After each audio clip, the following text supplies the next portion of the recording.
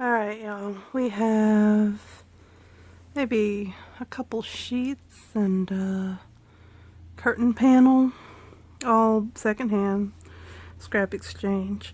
And I have the intent to figure out how I feel about pintucks. How to use them and what they act like, and everybody's striped because we are not pretending that I am capable of drawing straight lines or sewing straight lines, and if I can just follow the straight lines, then maybe that will make for an easier introduction to pintucks. Current plan is a nice rectangular construction thingamajig for the tiny human that might be a summer dress, might be a cover-up for swimmies, might just be a nightgown because I honestly don't know what I'm doing.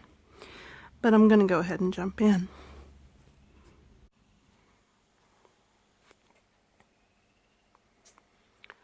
So now I've been pin tucking for about 3,000 years.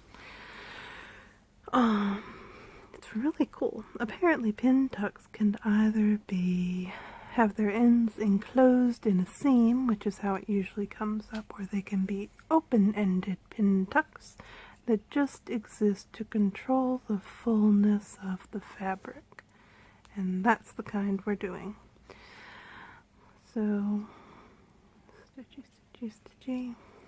The first, however many, couple dozen, I tried to make the bottoms as level as possible, and now I'm kind of angling them upwards so there'll be a, I don't know, U-shaped arc of pintuckiness on the front of the mystery garment. So, just finished stitching there. I'm going to do a couple extra stitches in the bottom of each just in hopes of providing stability or something. So the funny thing about this is that each of these stripes is 3/16 of an inch, which means that each pin tuck only eats up 3/8 of an inch of width across the shoulders, which, I don't know, that's probably like a centimeter or something. It's basically nothing. Hold on a second. Okay, I am back. I had to say Opal the rabbit loudly to encourage her to not go behind the couch, young lady. So, these are ridiculously tiny pin tucks that are ridiculously close together. And I'm sure it would go faster with the machine, although I don't know if machines can do such teeny tiny things, or if anyone would want to do such teeny tiny things without having some kind of system in place, like stripes on the fabric, for already having drawn it out. But you want to know what's really cool? It's like gills on a mushroom. Like, so far as sensory whatnots go, this is amazing, and I can't stop touching it, and I love it. So this is a very fine, thin, I did a burn test plastic. Why do people have plastic bed sheets? I don't know. But fine and thin, and if you do 3/8 inch pin tucks 3/16 of an inch apart, it's like this. And I think it would be actually even cooler if they were taller, and then I would be using up more fabric every time. But look at that. It's even cool on the inside. It's squishy. It's so crazy. I love it. So I'm going to go back to endlessly stitching back and forth across the shoulders of the garment. Da, da, da, da.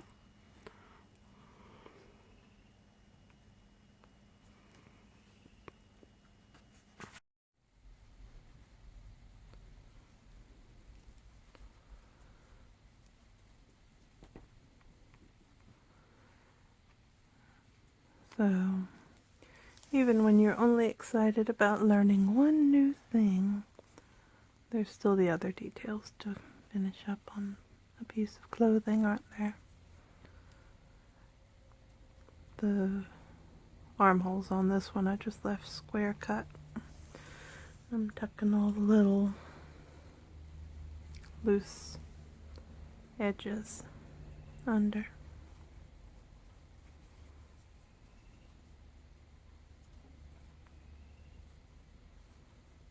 You hear the frogs?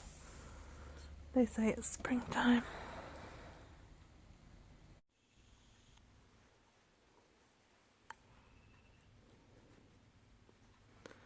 Alright, we're putting a ruffle on the bottom because 9 times out of 10 my child wants a ruffle.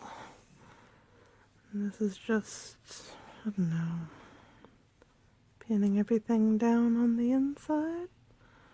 I would say neatly, but even by my usual lackadaisical standards, this is not neat. Tomorrow I should look up ways to secure ruffle seams, but tonight this is what we're rolling with.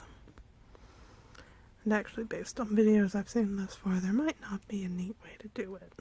But maybe that's why we hide things on the insides of garments.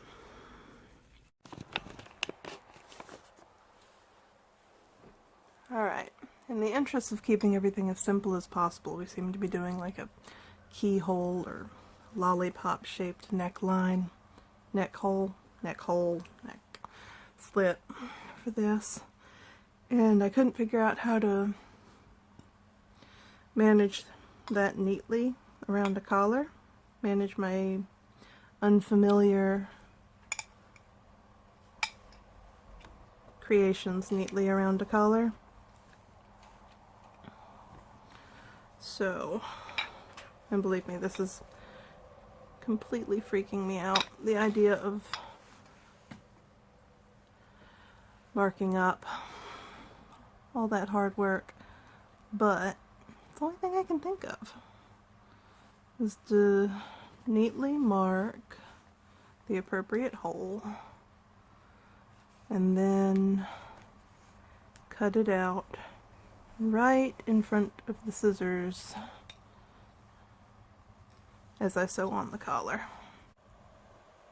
So, I was busy second guessing myself, and look what I figured out. There's an indentation, and obviously that indentation would not survive me sewing, but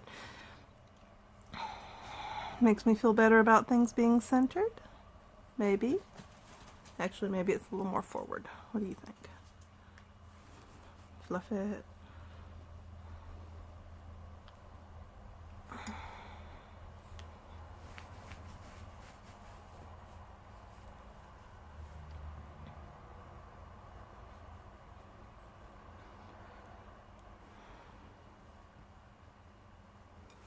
Haha! That. I feel good about that. And now I can mark to the inside of the opal. What are you doing down there? Of the situation. Edge situation. I will say if I'd made the gills taller, and I think now that I wish I had made the gills taller on our little mushroom shirt. Okay, there we go. That the gills would have been easier to moosh out with a saucer and mark the way I initially planned to. Let's give this a shot.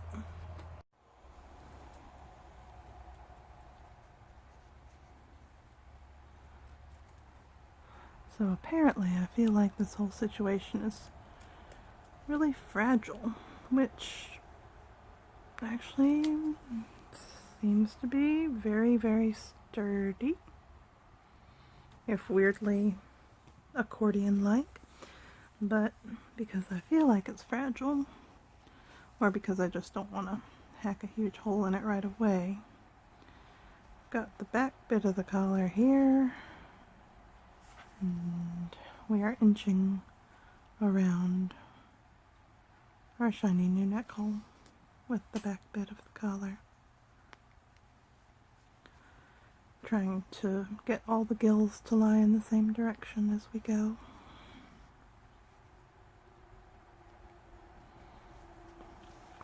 There we go. And in a minute, we'll come back around again with the front bit of the collar.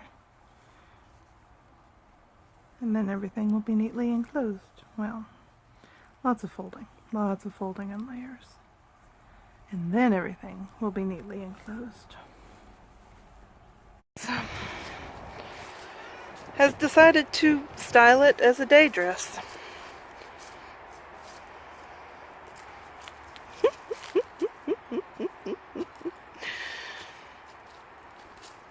It's very swooshy.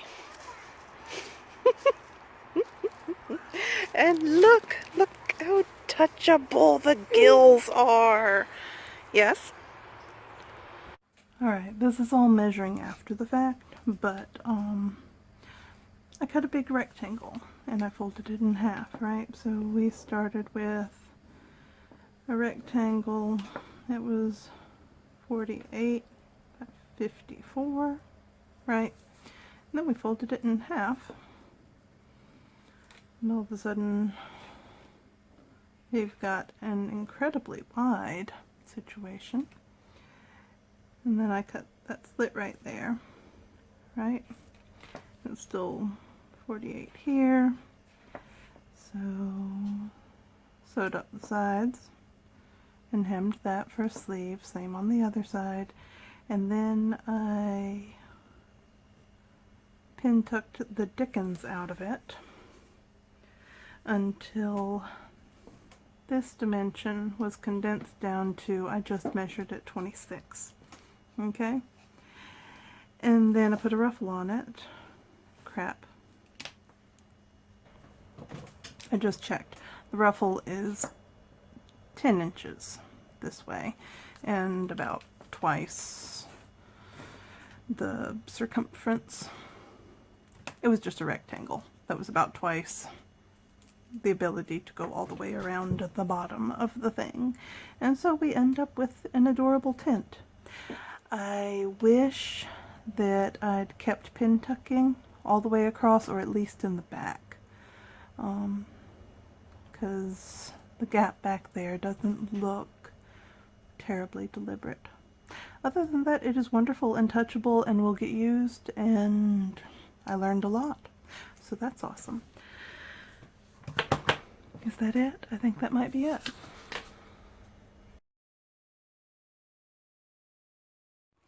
Opal, here we go. Look, look, there's treats on your saucer. Hey.